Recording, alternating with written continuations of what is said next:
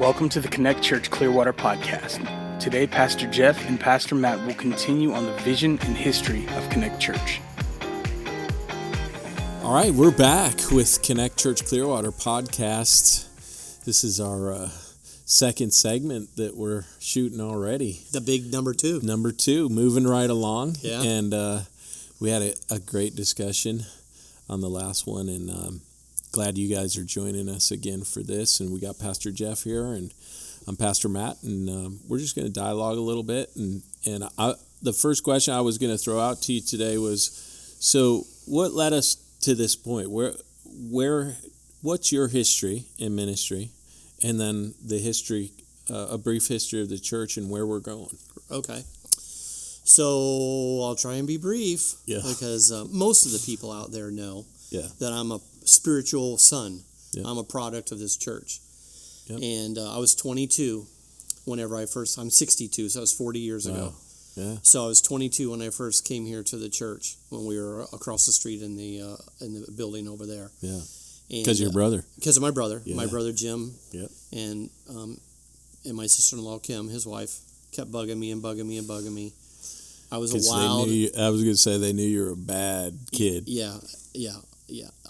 I said, why would you expect me to come to church when you told everybody about me? Oh, pray for my brother Jeff, because he's doing this, and he's into this, and he's doing this. I said, who in the world would want to come to church? Yeah. And go to a church when everybody walks in the door and goes, there he is, that bad guy is walking in the door. Do you know what he did? Do you know what he did? Yeah, because we've all heard about it in prayer. Yeah, right. So, not gossip. Prayer. Yeah, not gossip. That's prayer. Real gossip. So anyway, but I was 22. And Pastor Don Lunsford was here, and fairly new here at the church. And I had told my brother, he had actually put a newspaper article down on the kitchen table of prophecy about end times, and it kind of scared me, shook me up. Mm-hmm. And I said, well, I would go to church, but I don't have anything to wear. I don't have a suit, because everybody back then, everybody wore a suit and tie and shoes. And he said, I'll pay for it. So he literally took me to the mall, and we went shopping, and he bought a complete outfit, suit, pants, tie, belt, dress shoes, the whole 9 yards, because I didn't have anything like that. Yeah. So what he was doing was taking away all my excuses. Yeah. So I came to church. It was either the end of November, 1st of December, right around there, and came to church, and we sat up in the balcony. The place was packed. Pastor Lunsford preached the message, and I thought for sure my brother had called him on the phone and told him, preach on this. Yeah. He gave the altar call. I'm trying to be quick about this. Yep. Gave the altar call. My heart was pounding in my chest. My hands were sweating. My forehead was sweating. Yep. I was under conviction, but I was not going to raise my hand nor walk down to go to the altar to give my heart to Jesus. Yeah. So that week, I went out typically like I did every night. I went to the bar, drank like crazy, just tried to forget about what happened to me in that experience on Sunday. And Jim called me back up and said, come on, man, you need to come back with me. So I was like, all right, fine. So I came back the second Sunday, same exact thing. Must have called him on the phone, preach on this. Pastor preaches a very convicting message. If you're here today and you know you're not right with Jesus, get up out of your seat, come down to the, one of those kind of Billy Graham altar calls. Heart's pounding in my chest, hands are sweating. And I was like, I ain't going to do it. Go out that week, drink all the whole week in the bars, get drunk every night, trying to forget about it. Same thing the third Sunday, Jim, same thing. So hold on, quick question. Yeah. So did you wear the same suit every week? I probably did. Honestly, I probably did. Yeah. And it was the only suit I had. Right. And I really don't remember. Yeah. But on the third week, Jim changed his tactic. And when Pastor Lunsford said, you get up, and my brother looked over at me and he said, do you want me to walk down there with you? And I said, well, I need to go down there. I said, but I don't want to walk down there in front of all these people. And he said, I'll walk down with you. And I said, okay. So we got out of the balcony, walking down, because they kind of went down like this, and walked down. And as soon as my knees hit the floor, I started bawling and squalling like a little baby. I probably cried for 30 minutes and just emptied out my heart. And I think it was Pastor Tom Benegas. Maybe I talked to him down at the altar, but they had altar workers. Yep. We had old wooden prayer pews that you can lean on, Yep. So, I mean, that's where it all started. I mean, I gave my heart to the Lord right there. I started immediately. I mean, Jesus touched me immediately. Yeah. I had a born-again experience. Yeah. I felt like a brand new person. Yeah. I immediately began to realize the presence of the Lord in my life. I could Yeah. feel him everywhere I went, could talk to him. It's strange, I tell Yeah. people. It's like a Yeah. whole new world. Yeah. That I really had a truly born-again experience. Yeah. Nobody can take it away from me. Yeah. I started going to church at Sunday night. I started going Sunday morning, started going on Wednesday night. I started getting involved. I cussed like a trooper. I drank bad. I cussed bad. I smoked cigarettes. I quit doing drugs. But I was really trying to straighten up and fly right. Yeah. And about, I'd say, a year into my brand new Christianity, I was starting to feel a tug in my heart, like maybe I'm supposed to go into the ministry, because it's a long story, and we can't do that all here today, but, when you're young and you're 22 and you don't know what your life is going to be, and you're trying to figure out things, and I had a tug in real estate, making money, and made plans in that direction, but really felt like God was tugging me into a different direction, and I remember I walked into the youth pastor, Tom Benegas's office, and I said, "Can I talk to you?" And he said, "Yeah." And I said, "You know how I went to real estate school at St. Pete Junior College? Now they call it St. Pete College." And I said, and I got this job offer, blah, blah, blah. And, I had bought a Cadillac Eldorado and a Cadillac Seville to take clients out in real estate. And I was promised a job at selling condos on Sand Key Beach, back when it was in the heyday of the building boom back then. And he said, "Yeah." And I said, "I know this sounds dumb, Pastor Tom, but I really think Jesus wants me to go to Southeastern, sell everything I have, and that God's calling me to the ministry." And I tell him this, and he starts crying at his desk. And I literally looked at him, because remember, I'm a tough course, not a church kid. And I go, "Why are you crying, you sissy?" And I said to him, and he was like, "Because I knew that God was calling you, but I didn't want to tell you. You needed to arrive at that. I didn't want you to be called because I said you were called. I wanted you to know that Jesus was calling you." Wow. Well, So when he said that to me, that was confirmation. that was confirmation. I mean, it settled it in the dirt. Totally. And so I said, "Okay, I'm going to do it." So I made all the plans. I sold off all my stuff, and made off all the plans to go to Southeastern. My mom and dad were divorced at the time. I didn't have any help, and so it was a long story to get in, get accepted into school, figure out where I was going to live. Right. And that's where Pastor Ken and Laura came in. I lived with them two and their babies for 1 year. Yeah. And so 4 years, Pastor Lunsford had promised both Ken and I that if we graduated, he would hire us full-time on staff, and he did. And so totally, I spent 13 years on staff here. And in 1992, I got a phone call from the district office, from someone in the district office, and from a pastor down in Marathon in the Keys, and said, "We recommended you, and we're recommending you to take over. They're looking to move, and they're looking for a new pastor, and we think you would be a great fit."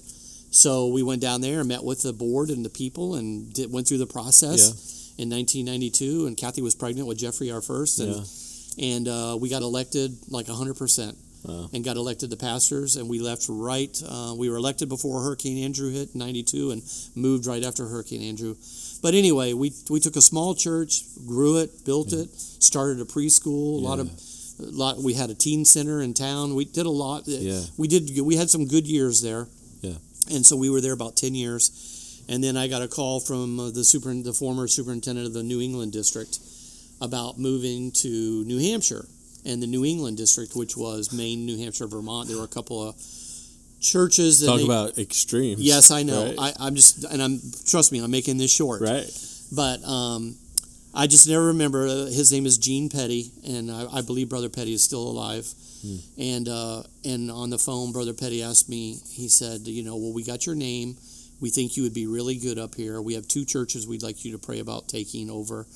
You can have your choice." And I talked to him about it a little bit. And then I said, "Well, Brother Petty," I said, "I just bought a house. It's taken me 10 years to buy a house in the Keys. You know how expensive it is?" And I'm in the Keys. I'm in the Keys. I'm on a tropical island. It never gets colder than 48 degrees is the coldest it's ever been. I love fishing. I love the boating, and all that. And he goes, well, won't you, he said to me, "Won't you even pray about it?" And I said, no. He said, what did you say, young man? And I said, well, wait a minute. I said, Brother Petty, I said, I don't want to pray about it. I don't want to hear the answer, I don't want to hear right? the answer. Yeah. Isn't that crazy? Yeah. And so he said, well, brother, if I'm one of the superintendents of our fellowship, which is a big responsible job, I mean, that's a higher up. Yeah. And I'm asking you to pray. Don't you think you should pray? And I said, yes, Brother Petty, you are absolutely correct. I should pray. And so Kathy and I talked about it, and we were like, is this the weirdest thing or what? And next thing I know, I get a call, calls and letters from 2 churches up in New Hampshire. And anyway. Recruiting you. Yes. Yeah. And it ended up, we flew up there. We spent a week. Wow. And I had a choice of 2 churches, and I really felt, okay, God, if you want me to go, I'll take this one. And so we ended up in Portsmouth, New Hampshire, at Bethel Assembly of God. And you knew it was God, right? Yeah, and we had almost 11 amazing years. Yeah. I mean, church was in trouble, financial, and it was small. God really blessed us. We were able to surround ourselves with good people in the church. I mean, missionaries helped me. Some Chi Alpha missionaries. We hired staff and brought, especially Pastor Chad and Miss Patty. Yeah, brought them on staff and started a New England Masters Commission. It was called that back then, and had some other good help. And nobody can do this job by themselves. Totally. If any church is going to grow, it's because you're surrounded by good people. You have to have good people everywhere. Yeah. And the church really grew and did really well, and for New England. And, stabilized it, repaired the buildings, did whatever needed to be done. And then... And then, before you go on, that's kind of how God has used you throughout your career, is kind of leading you to these different churches that, need to be revamped. And yeah, I always tell everybody, I honestly think I have kind of like a Nehemiah calling on my life. I would agree, a repairer of the walls. Yeah. And because I've gone to places that needed not just the buildings, but the whole structure, the finances, everything. Yeah. And so we were there for 11 years, and then Pastor Lambert, that was here after Pastor Lunsford had left, had, as everyone knows, had a brain tumor and unfortunately died of brain cancer. Yeah. And I had gotten a few calls from some of the board members and staff members, actually, saying, would you guys pray about coming back home? We think you're exactly what the church needs at this time in the church's life. And I was like, really? Me? Coming back home to my home church? I was like, are you kidding? And I never thought about it, Sure. But it's my home. Yeah. I mean, I tell everybody, remember, I met Jesus here. Yeah. I met my wife here. I got called into the ministry here. Yeah. I got filled with the Holy Spirit here. Yeah. 2 of my children were dedicated here. Yeah. And so that's a rich history. And then, Pastor Lunsford, who became the superintendent and then retired from being superintendent, went back to pastoring, even said to me, son, the church needs you. You really need to pray about this. He goes, I really think that, you're the man for the hour right now. You're what the church needs. I was shocked. I just got to be honest with you. From the people that... So I went through the process, which is always a tough thing, to become the pastor of a church. And here I am. So it was the last Sunday in February, and I was elected the pastor of the church, and spent a whole year basically trying to evaluate where we are, where I thought we could go. Unfortunately, whenever your pastor has a brain tumor and was sick for the years that he was, the church suffered. I mean, God can only imagine what their family went through. Sure. Brother Lambert's family, we dearly love them. And, and, the church went through a tough time. They did everything that they could. And so, But that, that, again, that just pulls on the truth of how God's anointed you and called you to come to these different places to really rebuild, restructure, and stuff like that. So. Well, I mean, I think that's true. I hope it's true. Well, only when I get to heaven in eternity. Yeah. And I hear the master say, "Well done, thou good and faithful servant." Yeah. Well, I know for sure. Yeah. But I think, and most of the people would agree. I think we've made the right decisions. Yeah. And changed, sold off some land and changed some. We call it right sizing, not downsizing. We made decisions where we thought we needed to right size our church and our finances and everything that we did.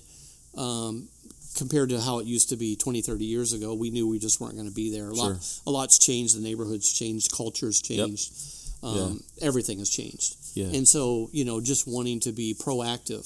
That's good. And say, we've been here for back then it was almost, we had 75-year celebration here when I was here. And it was great. Yeah. And I said, we've been here for 75 years, and if the Lord Jesus doesn't come back, we're praying for another 75 years. And I had it in my heart that I was going to do everything I could to make sure that this church moved forward. Yeah. It's always been in my heart of all the churches I've been at that we could be either out of debt or have manageable debt. Right. I'm not one that's against debt. I'm just against not manageable debt. Yep. And unfortunately, after all that we had gone through, the church, the debt was not manageable. Right.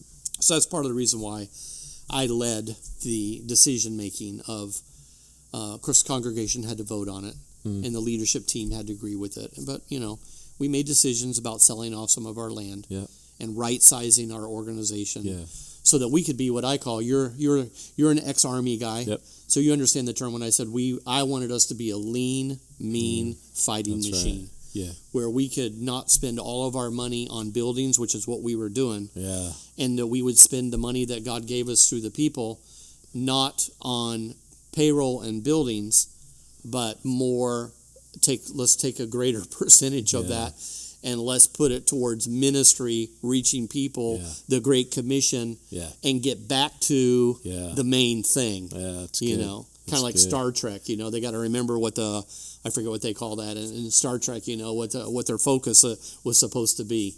And I wish I could help you. I know. I don't like Star Trek. Yeah, it's okay. I know. I'm showing my age here. The Prime Directive, yes. Our director heard me off the set. Sean, the Prime Directive. Sean helped you out. Yes. Yeah.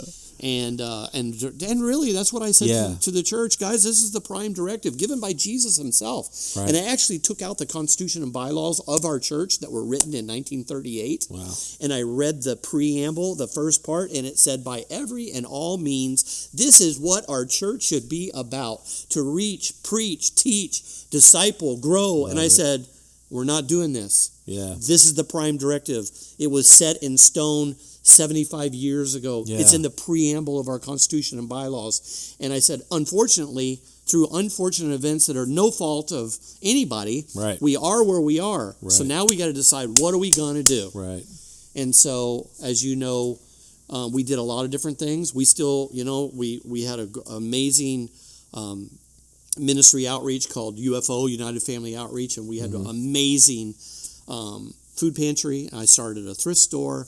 When I came here, our preschool was down to 4 kids. Yeah. We rebooted the preschool, got it up and going. For a while, did really good. I started Clearwater Dream Center. We brought people in from California to direct it, and had a team of people, and we were working with about 45 men and women that were in our program. We housed them here. I mean, we did everything we could in the neighborhood that we're in the context of what we could do with what was in our immediate surroundings of this neighborhood. Yeah. To do ministry and to grow the church and to be the church. Yeah. I even had coffee mugs made, and it said, "Be the." Did you guys see that? Yeah, I got my Sonny's. I got my Sonny's barbecue, my mango iced tea, my unsweet mango. That means we had lunch at Sonny's today. Yes, we did. And I even had coffee mugs. We made mugs that said, "Be the church." Yeah. And I just reminded everybody, guys, we need to be the church, not just go to church. Yeah. And let's try and refocus and revamp. And so, and I'd like to add to this, and one of the major points about this is the fact that whenever I knew I was going to be the pastor, the first thing I did was call Pastor Ken and Laura Hope and say, if I become the pastor, and I believe the Lord called me, because Pastor Matt, I literally quit and resigned. Yeah, that's right. My church in New Hampshire before I became the pastor, which you're not supposed to do, and they were crushed and killed, and they wanted me to stay as long as I could. They say, stay until you do become the pastor. Right. We don't want you to leave, And I said, I know, but I really feel like God's called me to a time of prayer.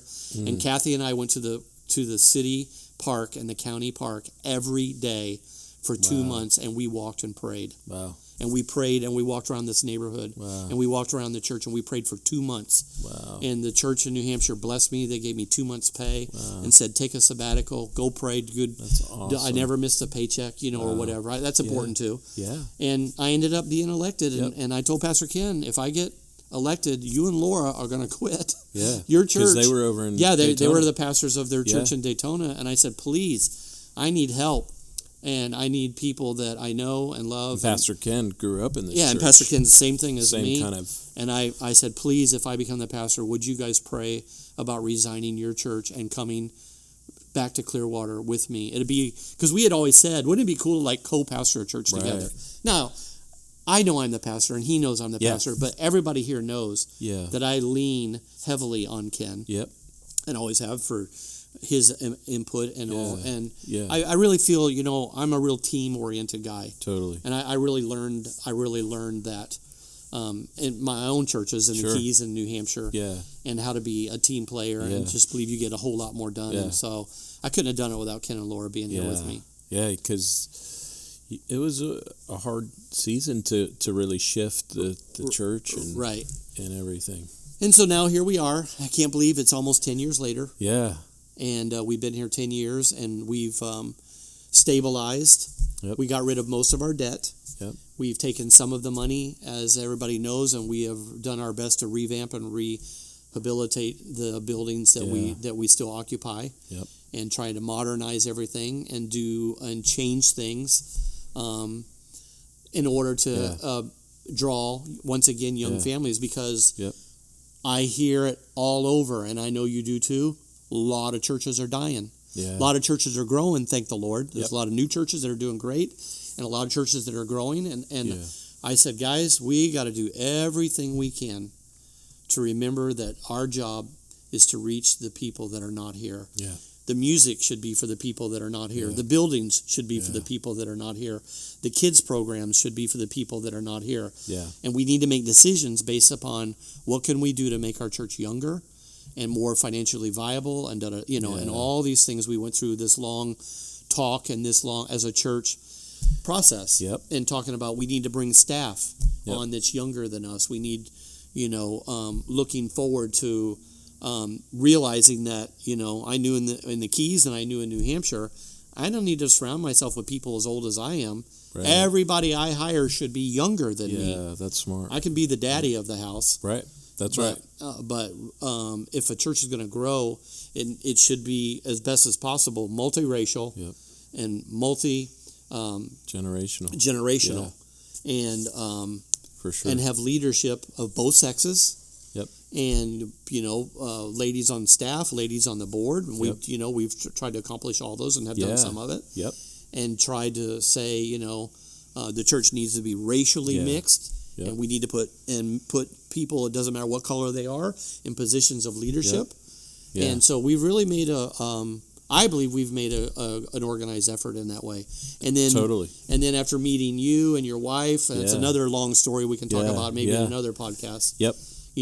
Asking you guys to resign your church. Yeah. Because you guys, like Pastor Ken and Laura, started your own church in Atlanta. And successful, One Life Church outside of Noonan, Georgia, outside of Atlanta. And then after our connection with you, we felt a kindred spirit with you guys. Yeah. Told you what we were trying to do. Yeah. What that I'm working towards. The future of the church and blah blah blah. We're trying to get some younger guys to come on staff with us. And it's funny that you and your wife had already been feeling a leading. Yeah, we already knew that God was transitioning us away from One Life, so we didn't know where. But Clearwater had crossed your mind. Yeah, Florida for sure. Right. Yep. And so we began, this area, the church doesn't know, but we talked for quite a while. Yeah, we did. And, this is a big step for me. It's a big step for a church and a big step for you guys. Because people don't realize how difficult it is to have the right staff on church. Yeah, you got to have the right team. Because you got to be able to love each other. Yeah. And fight fair. Yep. And they don't know that, we don't always agree. No. We'll sit down and have a staff meeting and it can be very not heated, but very pointed. Yeah. And have differences. Passionate, yes. Yeah. And there's nothing wrong with that. No. And that's why, I've always said any good leader is not afraid to surround himself. Yeah. Everybody thinks that pastors surround themselves with yes men. You hear them say that. Right. Oh, they're all yes men on the board, or they're all yes men on the staff. I was like, oh yeah, well I got my own brother on the board, and if you think my brother and I got along all of our life, you got another thing coming. He used to beat the tar out of me all the time. Yeah. And I said, every one of the guys that are. The ladies and men that have been on, I love them and appreciate. We all come from a different place in life and different thoughts, and we'll sit and just like on staff, we all have different opinions and different ideas about things, and we sit and we think about it. And ultimately, I know that I'm the one that has to make the decision, stamp on it. And I put the stamp of approval. But you will be honest and say, I listen. You do, and I think that's one of the things that I really value about being here with you is. You take a concerted effort, I think, to really hear everyone's voice and not to just hear it, but really process. I know that we've talked about things, and 2 days later you'll come back and say, I was thinking about this. Right. Right. And that's me. I need like a day or so to process. Yeah, but and also that you and Pastor Ken are very secure in who you are in ministry, as you are as a person. Like I said Sunday, when I got through preaching, you've been doing this as long as I have. You can say what you want and do what you want, not worry about it. Yeah, because you need to hear the truth. Yeah, but it's so good to see that, because I don't know what your experience has been, but I've experienced other pastors that kind of seem maybe a little insecure and no, Pastor Lunsford was not insecure at No, all. you don't get to be a superintendent if you're insecure. I'm sure. He was great. I'm sure. We didn't always agree. Yep. I loved him anyway, and he loved us, and we have a great relationship. But well, it's great that you have that modeled for you too, so right. so you could be secure in who you